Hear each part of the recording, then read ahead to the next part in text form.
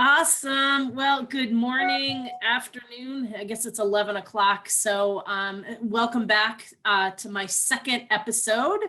I am like wicked excited about doing this for my current closed borrowers, my potential first-time home buyers, and really anybody who wants some great advice from the network that I've built. So I'd like to take the opportunity to welcome today Karen. And Karen, you got to say your last name because I'm not gonna.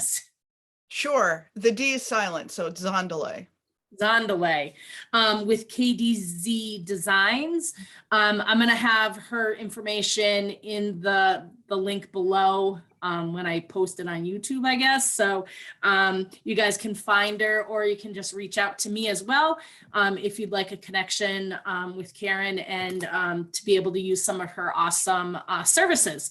So let's get started.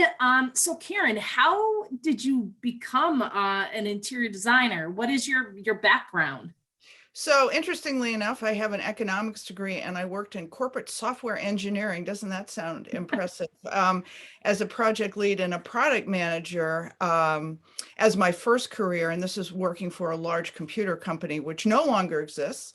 But I worked a lot with software engineers managing projects that we did with them. And they're really creative folks. And but I wanted to be creative in a different way. Programming is not for me.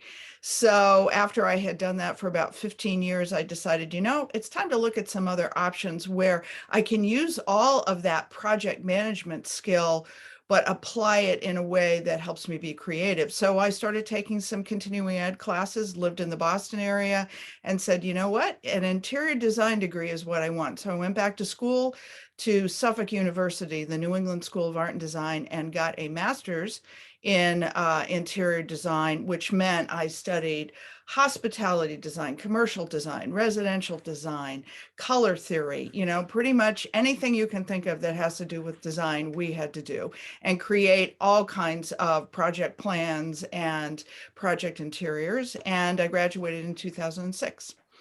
And moved out here to Western Mass 15 years ago and opened my business in 2009.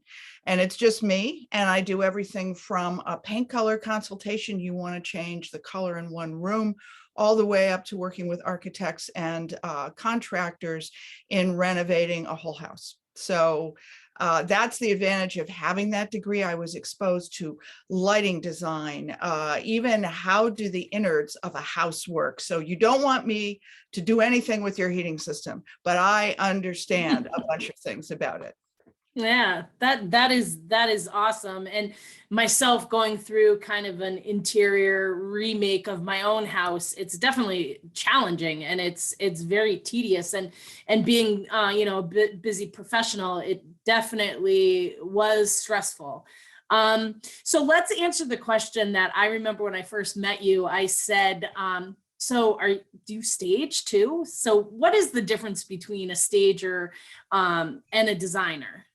So I have great respect for stagers. And I, as an interior designer, working with a client to make their home their own and really reflect their goals and their lifestyle, that's something that's very much geared to the individual client, the homeowner.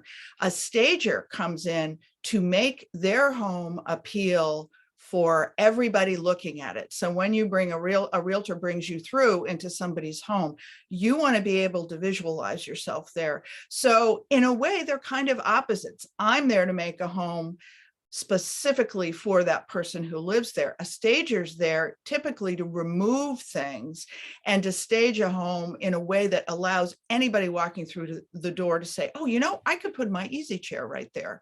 So those are the differences, in my opinion. Yeah, great. So I've been learning about TikTok. Like I have been totally following TikTok, sure. In like the trends and what's hot, what's not. So can you tell, excuse me, a little bit about, like, do you follow the trends? Do you recommend trends, or do you really kind of get nitty gritty with the homeowner specifically? Like, will you advise what's coming up, what's hot, what's not? Well, I think, it's one of those things, just like fashion, we're all affected, whether we realize it or not, because you go on social media, you go on a website because you need, I don't know, a new pair of jeans. You are affected by what's available and what's popular. So what happens is certain colors that you might have found 5 years ago in cabinetry might not be available or easily available. So what I do is I keep that in mind. For example, I have a current client and we spec'd navy, a deep navy color for his kitchen renovation for his cabinets. He didn't like some of the other colors. Navy is popular now, but it was also the right choice for this client. It really reflected a bunch of the other things that we wanted to do. So that's kind of how I work. So yes, I mean, there are certain paint colors that are more popular. I mean, right now, I think we're seeing people are tired of beige or gray or whatever's been in their house throughout the pandemic. Let's bring a little brightness in. And I'm all for that. But maybe for a particular client, they might say, oh God, that's too much for me. Well, let's find a paint color that has a little bit of gray in it, but maybe it's on the blue end of gray, and that's more appealing to them. So it's very much understanding what my client, the homeowner, is really looking for. What is their house like? If they're in an historic home, what we do in the interior is going to be probably rather different than what we would do if somebody's living in mid-century modern or they're building a new home. So it's taking into account sort of what's their entire environment. So I never want to come in and somebody says, oh, I want a modern basement, but let's see, my kitchen should look like a colonial.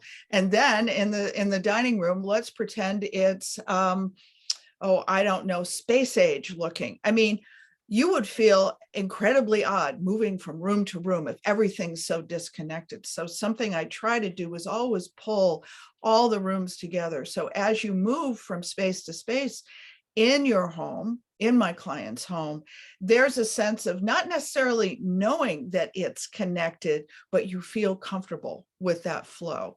So as much as I might keep an eye, as I say, you look at social media, you're going to see trends. But I don't ever want a trend. And again, it's so much like fashion. What looks great on you might be something that isn't fashion. On the other hand, there might be somebody else who's still wearing what she wore 20 years ago because she can make it look great and fresh on her. So that's the way I manage trends. Fantastic. And now I know my friends and my sphere of influence is definitely seeing a lot of new construction, right? So I'm a licensed mortgage originator. So there's an inventory shortage. We need people to sell properties for first-time home buyers, but where do they go? So I feel like a lot of people are now transitioning into new builds.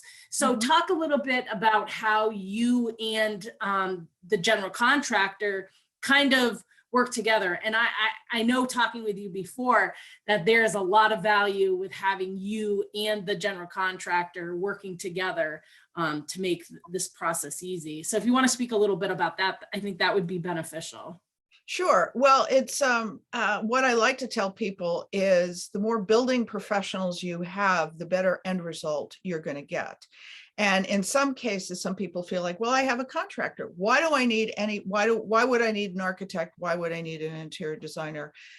It's the contractor will take care of everything. Well, each of us has our niche. And what I encourage people to do is, if you are thinking about a big renovation or buying a new home, call me. I'm happy to meet with you, my initial consultation, to understand what you want to go and where you want to go in your in the design of what you're doing. Is at no charge. So we could spend an hour just scoping things out. There's no requirement to use me. It's just talking about your lifestyle a little bit, your goals, and then my figuring out how I could help you.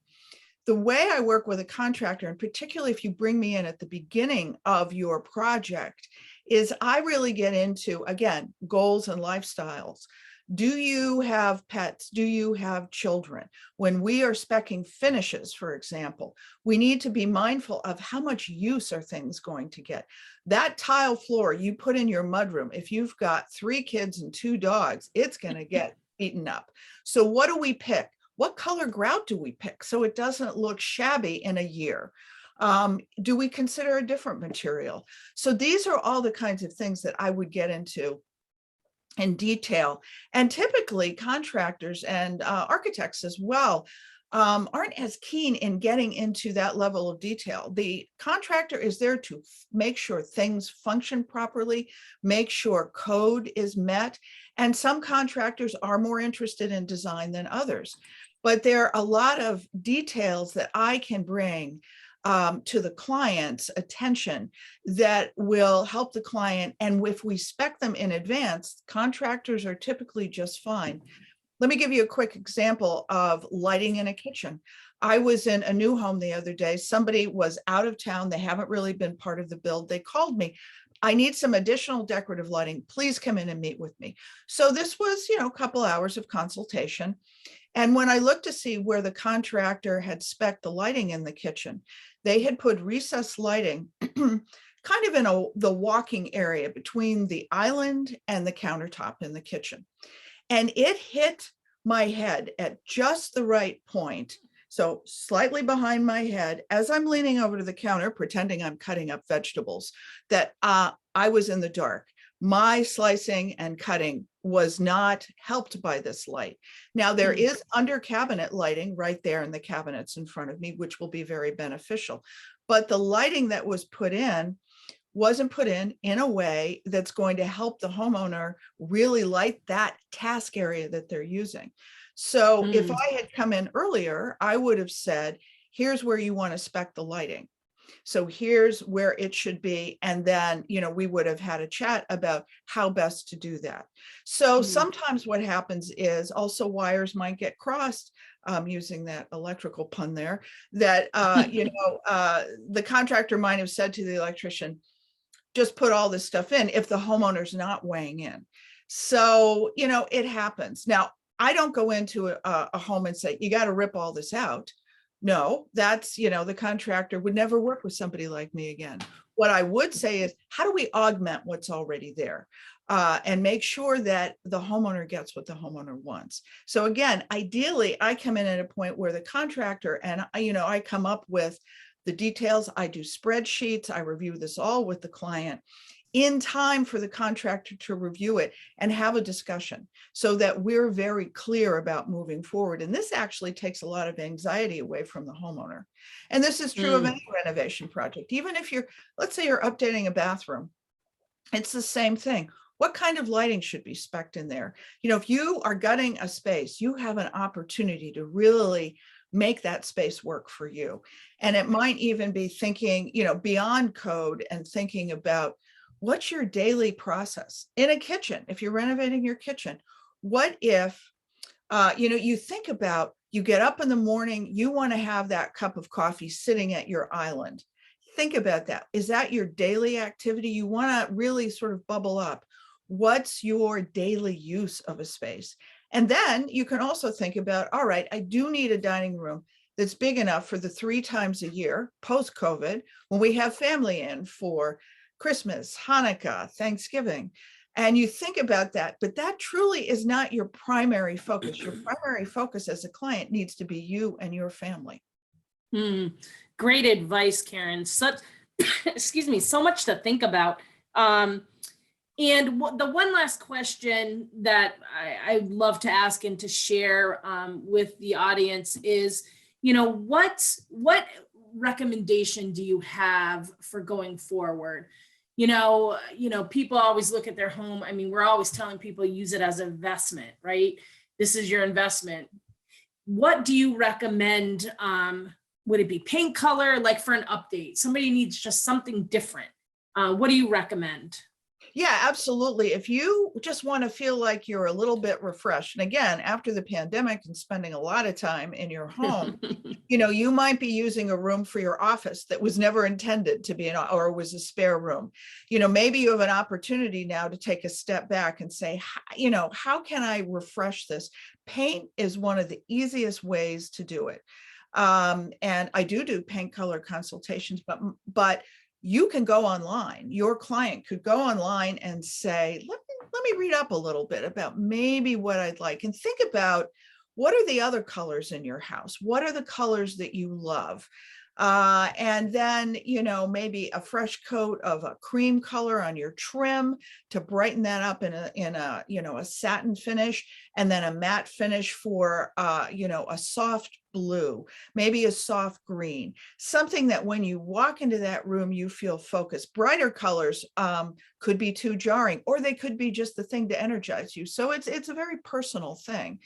The other thing might be, let's say you have a couple of pieces of furniture you inherited from your grandmother, and you keep saying, I really like them, but boy, they need to be redone. Find an upholsterer, talk to an upholsterer. Actually, a lot of people have been doing upholstery in the pandemic, but maybe it's integrating a new piece of furniture into your living room. And it's just you connect with the idea of your grandmother.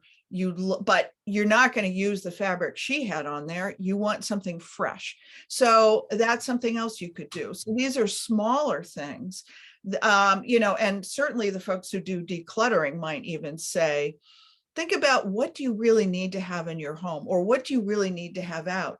Maybe it's a quick, let me, set a timer and just pick up some things that have been sitting around 15 minutes and see how that looks. And does that energize you? So the thing about making changes is, I think you have to be ready for it. You have to want it.